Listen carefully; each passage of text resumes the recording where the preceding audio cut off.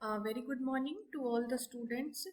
ये हमारा second lecture है accounting standard and financial reporting का। इसमें कल के जो लेक्चर था उसमें हमने ये पढ़ा था कि इंड एस का इंट्रोडक्शन, कि इंड एस क्या है और इंटरनेशनल फाइनेंशियल रिपोर्टिंग स्टैंडर्ड्स क्या हैं।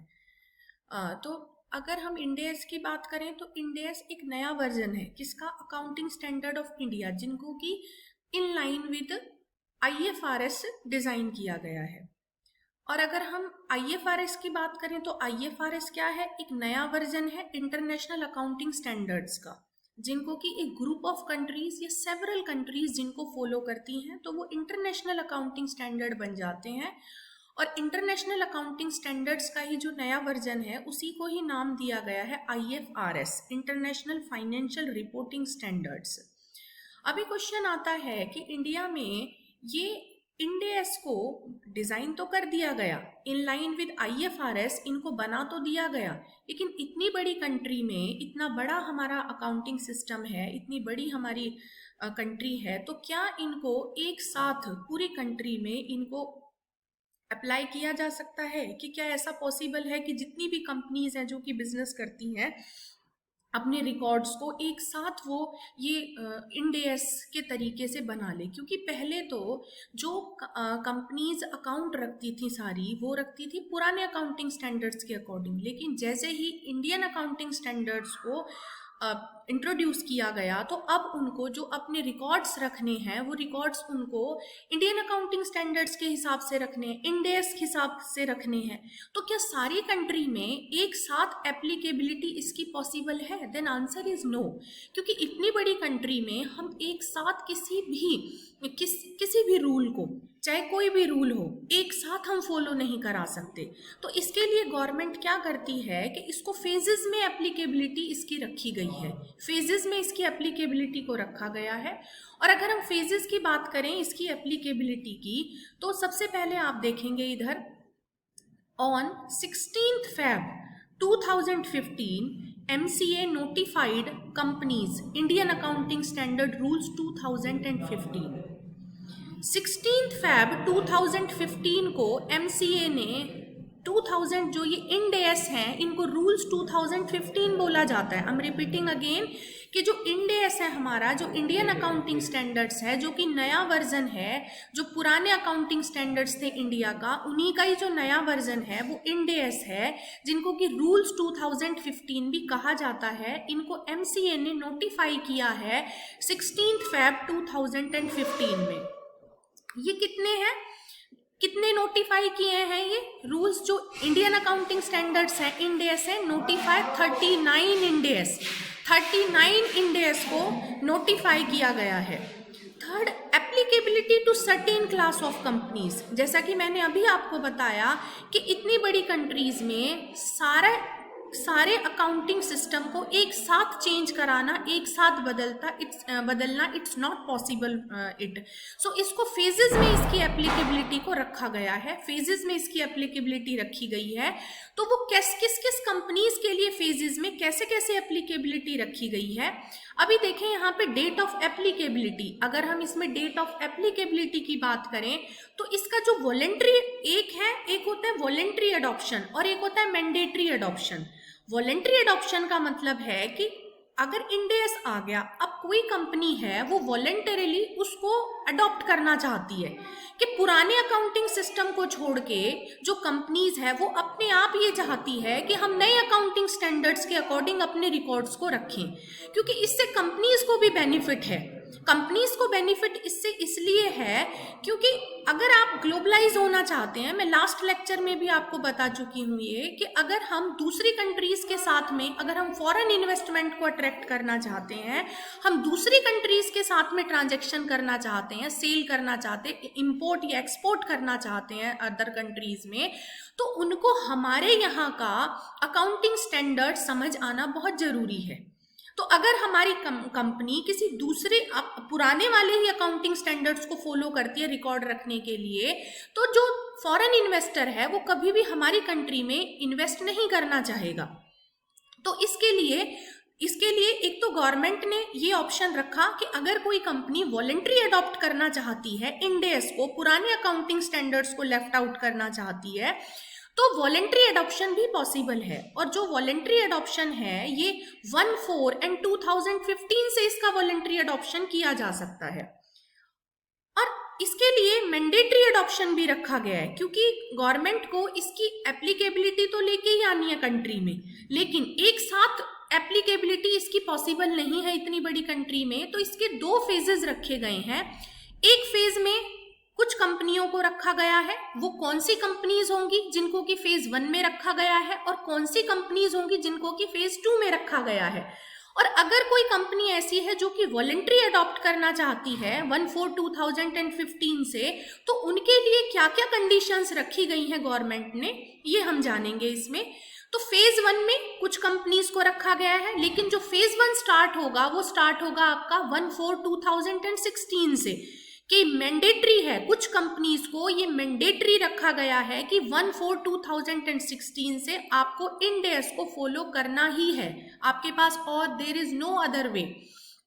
सेकेंड फेज रखा गया है कि सेकेंड फेज में 1/4/2017 से कुछ क्लास ऑफ कंपनीज ऐसी हैं जिनको कि 1/4/2017 से जो नए अकाउंटिंग स्टैंडर्ड्स हैं, जिनको कि हम इंड एस कहते हैं, इंडियन अकाउंटिंग स्टैंडर्ड कहते हैं, या रूल्स 2015 कहते हैं, उनको एप्लीकेबिलिटी उनके लिए गवर्नमेंट ने मैंडेटरी रखी है। लेकिन क्या क्वेश्चन आता है, क्वेश्चन कि क्या सभी कंपनीज को, कि पूरी कंट्री में सभी कंपनीज को इन इंड एस को फॉलो करना पड़ेगा? क्या गवर्नमेंट इसको फेजेस में डिवाइड करके मैंडेटरी कर देगी?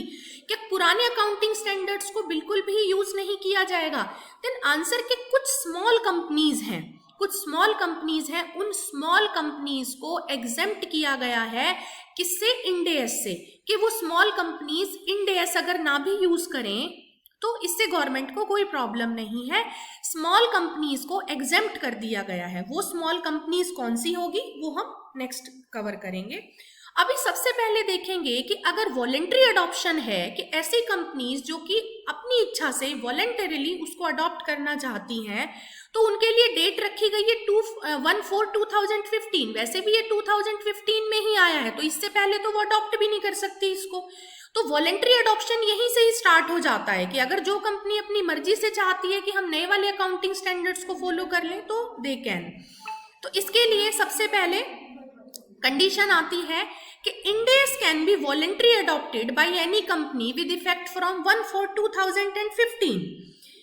Then the condition is arise कि अगर एक कंपनी इसको ऑप्ट कर लेती है तो कभी भी वो लाइफ में इससे फिर ऑप्ट आउट नहीं कर सकती।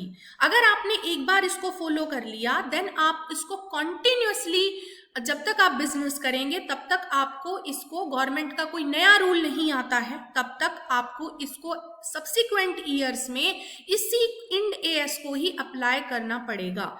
Means once company opts in Ind AS, it can not be opt out.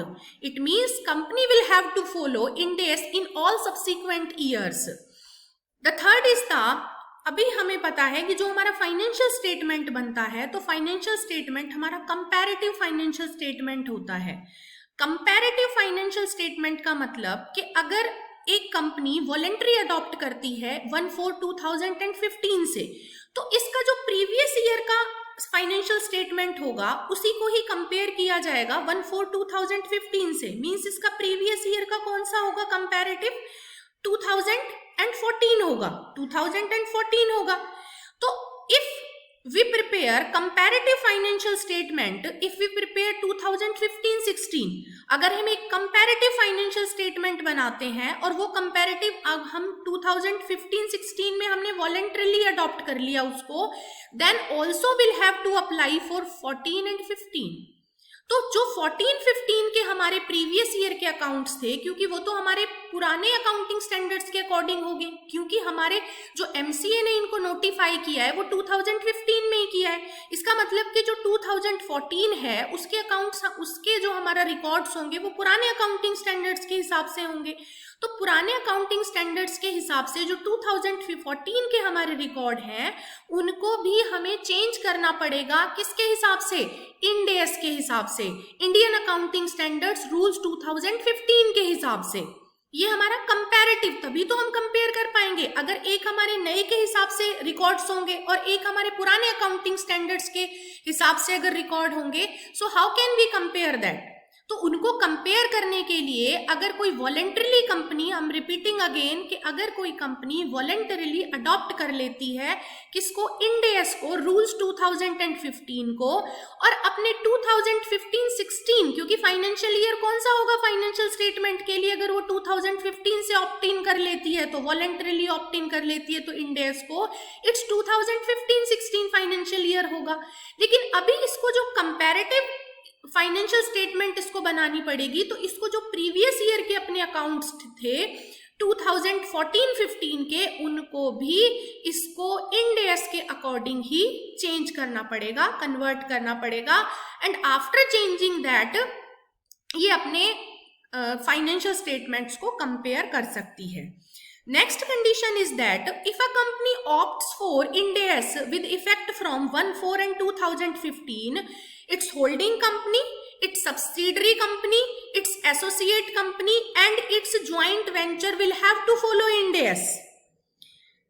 अगर एक कंपनी वॉलेंटरीली 1/4/2015 से Ind AS को फॉलो करना शुरू कर देती है, तो इसकी होल्डिंग कंपनी XYZ एक कंपनी है, वो 2015 से ही इंड एस को फॉलो करना स्टार्ट कर देती है। तो देन दैट मीन्स कि अब इस XYZ की जो होल्डिंग कंपनी होगी, जो सब्सिडरी कंपनी होगी, जो इसकी एसोसिएट कंपनी होगी, या फिर जो इसका जॉइंट वेंचर होगा, उसको भी इंड एस को फॉलो करना पड़ेगा। It is mandatory condition given by the government अगर कोई वॉलेंटरी अडॉप्ट करता है तो। अभी क्वेश्चन आता है कि होल्डिंग कंपनी और सब्सिडरी कंपनी का क्या रिलेशनशिप होता है।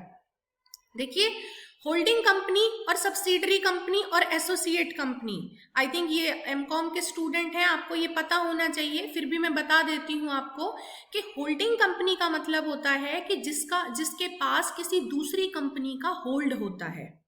सब्सिडरी कंपनी अगर 50% से ज्यादा की जो शेयर होल्डिंग है उस पर कंट्रोल है। सपोज एक एक्स कंपनी है, एक वाई कंपनी है, वाई कंपनी की ध्यान से सुने जरा, वाई कंपनी की 50% से ज्यादा शेयर होल्डिंग पर एक्स कंपनी का होल्ड है। इसका मतलब क्या है कि इस कंडीशन में एक्स कंपनी होल्डिंग कंपनी हो गई और वाई कंपनी इसकी सब्सिडरी कंपनी हो गई। अगर हम होल्डिंग कंपनी और एसोसिएट कंपनी के रिलेशनशिप की बात करें तो इसमें अगर एक एक्स कंपनी है और एक वाई कंपनी है, फिर हम एग्जांपल ले लेते हैं।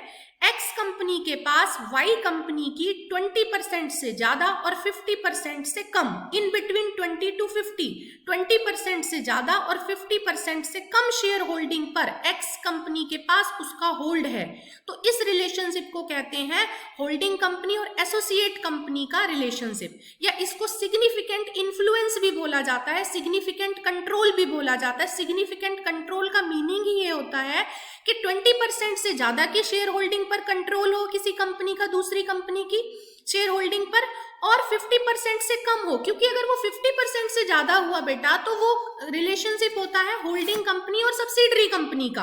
बट अगर 20% से ज्यादा है और 50% से कम है देन कंट्रोल है, तो फिर ये रिलेशनशिप होता है होल्डिंग कंपनी और एसोसिएट कंपनी का।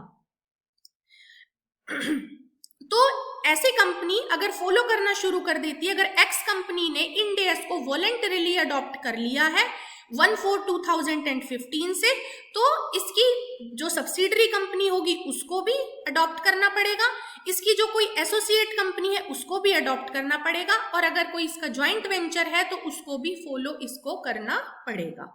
सो ये हमारा वॉलेंट्री अडॉप्शन है, ये एप्लीकेबिलिटी है किसकी? Indian accounting standard rules 2015। Next में हम इसका मैंडेटरी अडॉप्शन पढ़ेंगे। So thank you very much.